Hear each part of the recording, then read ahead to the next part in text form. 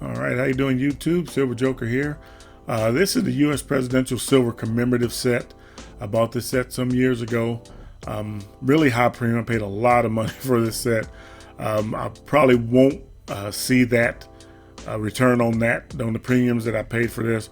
So I'm taking this down to Franklin Street Coin to see if I can trade this for a 100-ounce bar. That is my plan. Now this is just 44 ounces, but like I said, it carries a really high premium. So I'm going to see if Phil can work out a way for me to get as close to an even swap on a 100-ounce bar as I can without having to use any more silver or use cash. So that's the plan. So I took this down there, let him look at it. He gave me a lot of really good information about this set and about stacking silver in general, specifically trading silver for silver. He opened my eyes to a lot of things, and I think you guys are going to find interesting as well. So what I did is I went down there, I talked to him. I just let my camera just roll while we had a conversation, and we talked for hours. Obviously, I won't include all of that in this video, but from time to time, if you guys really like this video here and like the conversation we had, I got plenty of footage. I'll just include that into some of the other videos, some of the conversations that we had. He gave me a lot of really good information.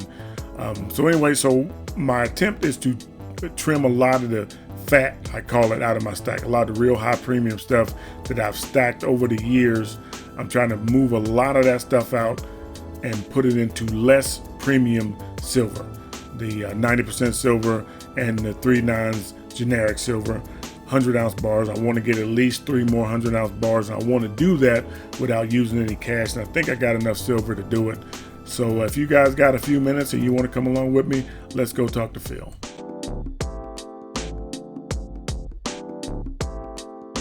All right, so here I am. So the first thing I asked him was, was it even a good idea to purchase this commemorative set? So I was just straightforward with him, and I wanted a straightforward answer.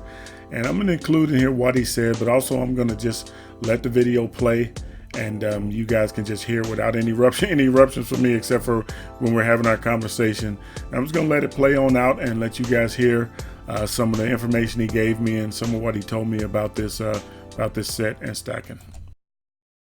Yeah, unless you're really, if you're attracted to it, I would say go ahead and do it. Because if you enjoy it, that's one thing. You can protect it a little bit by the silver value. Right. But if you're paying a huge premium for something, it really has to be something that you enjoy owning, and that would be the extent of paying the extra for it. Other than that, it's sometimes hard pressed to find someone that might share that enthusiasm with the same types of things that you're paying premium for. To some people, this is just silver. Other people might look at it and say have a wow factor and be willing to to go much higher than silver on it just to own it. You're just looking at something that's a complete set, which is a positive. The second nice thing about it is it's probably a limited set. I'd have to research to see how many sets they actually made, so you're getting a limited quantity of a complete set. But again, you'll have your hardcore silver buyers that they don't want to pay a penny over what they need to pay for silver, and this is going to probably command somewhat of a premium on the silver. I haven't looked it up yet, but certainly it's something that we understand that we're looking for the correct buyer when we go to resell it. If we do buy it, that we're going to not just bullion it out. We want to find the right buyer for it also. Might be surprised, but you might have buyers of silver over the years, and they get bored with just silver bars and silver rounds. I mean, their initial intent is to accumulate silver, but then they see something like this, and again, there might be hardcore silver buyers, but at the same time, when they see something like this, if it does something in terms of create some type of wanting to own it, then they might be willing to shell out a little bit extra for it just because they want it. So it's just a matter of finding the right buyer for these types of things. And keep in mind that there's a protection in sets like this, because you do have a certain amount of silver in here. So there's always a fair market value for that part of it. So the above and beyond of that depends on your buyer. With 100-ounce bars it's an all-in, all-out type thing, and that's what some people just don't like about it. It's the fact that they have to make a decision to invest in 100 ounces, and when they divest, when they do go to sell it, they have to make the commitment to sell 100 ounces at a time. You can't piece it out. You can't. You can buy 100 silver rounds and piece that out. You can buy 10 ounce bars and piece those out. But when you're all in on a 100 ounce bar, that's more of the discouraging factor, I think, of 100 ounce bars is the fact that it's a bigger commitment on the buy end and on the sell end. So that may not be an issue with some people, but for some people it is. They want to have more control of that 100 ounces than just a one-shot deal when they buy it and a one-shot deal when they sell it. So that's the thing with the 100 ounce bars. And you hear a lot about 100 ounce bars being counterfeits and things like that. You just, again, deal with a reputable dealer, and normally you won't have any problem. If you're going to buy a 100 ounce bar, you don't buy a 100 ounce bar to buy and flip. 100 ounce bar is something you buy and hold. I mean, you hold that for the absolute long run. So if your budget is kind of, because that's where mine was in the beginning initially when I started this, was my budget was it changed all the time, was a little shaky. So you have to really be gut level honest with yourself with your budget, because you're taking 100 ounces at one time. And if you need to liquidate that, if you got an emergency, then you have to sell that entire 100 ounce bar at one time. May not be working with you at the time. Exactly. It really just depends, and you don't want to put yourself in that position. I always tell people, never take food off your table to buy really any collectible or any coin or anything. It's just not worth it, because that puts you in a corner.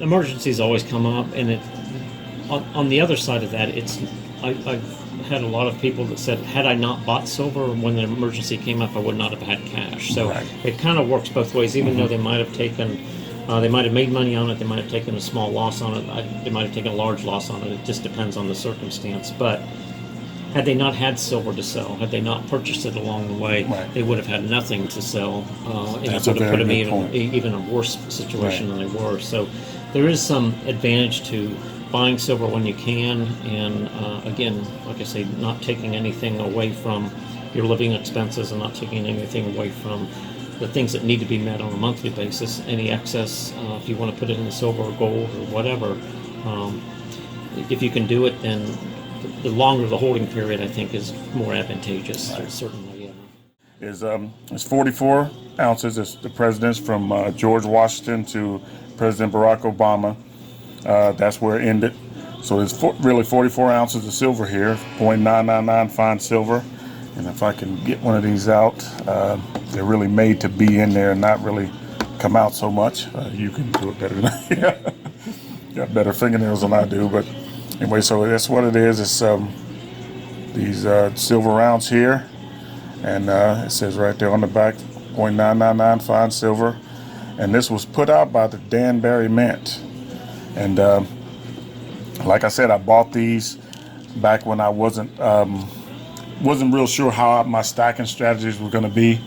I mean, it's still a good value, still a good buy, but my stacking strategies have changed. It's really a good point, and you're doing it the right way. But one more quick issue in terms of, if you do have a collection, that when you convert something like this over into, without cashing it out and spending the cash, if you're converting this to something other that's going into your collection, you're simply trading money from one thing to the other. So it's an easy way to acquire new things. It's a nice way to get out of something that you're no longer interested in, but you're keeping the value of your collection basically static in terms of not losing, not gaining, but you're putting it into something that you're more comfortable with. In that respect, you say you're selling it, but actually you're actually taking the value of this and putting it into something else that has value, and essentially really not losing one way or the other.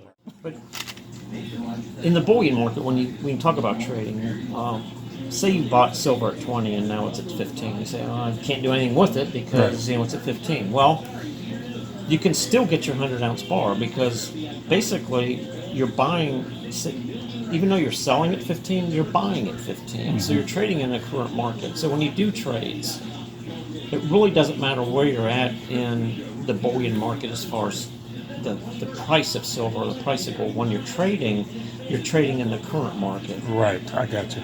So essentially you're taking your money that you've already spent, you're putting it into something else, and you're starting with a new starting point, but at the same time you're starting at a lower starting point to make money, to go up. So it's nice when you talk about trading bullion for bullion, whether it's silver for gold, gold for silver, silver for silver, because it doesn't really matter where. You don't have to worry about making money on what you bought previously to do the trade. Right.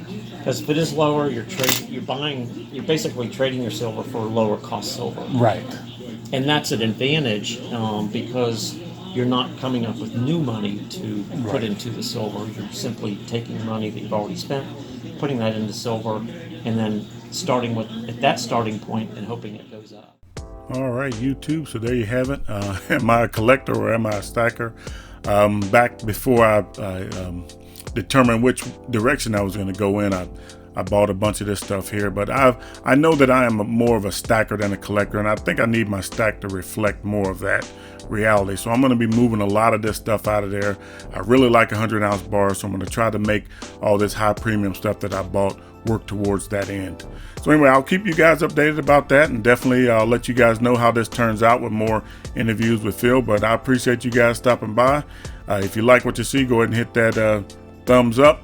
And if you guys want to see more of this kind of stuff, go ahead and subscribe. Anyway, I appreciate you guys stopping by. Keep stacking. Peace.